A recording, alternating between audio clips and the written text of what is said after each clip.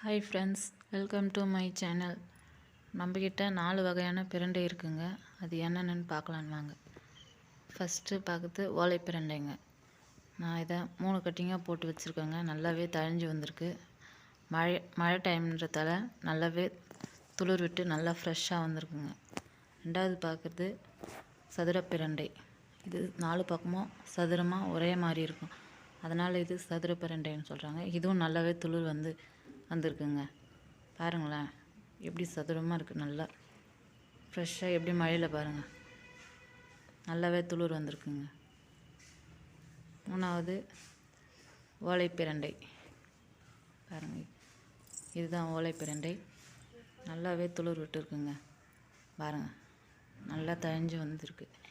எவ்வளோ ஹைட்டாக இருக்குது பாருங்களேன். இது நிறையவே இருக்குது கட்டிங் நம்மக்கிட்ட. ஓலை பிரண்டை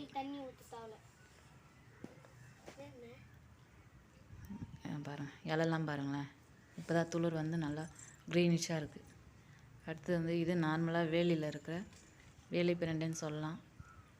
எல்லா இடத்துலையுமே இது நார்மலாக கிடைக்கும். அது நார்மல் பிரண்டை, வேலி பிரண்டை அப்படின்னு சொல்லுவாங்க எங்கள் பக்கம். இது உருட்டு பிரண்டைங்க. இது தாங்க வரவே மாட்டேங்குது. வச்சு 1 மாதத்துக்கு மேலே ஆகுது. இப்போ தான் லைட்டாக துளிர் எட்டி பார்க்குது பாருங்கள். வருமோ வராதோன்னு நினச்சேன், ஆனால் துளிர் வந்துடுச்சு. பார்க்கலாம், இதை நம்ம எப்படியாவது காப்பாற்றிடணுங்க.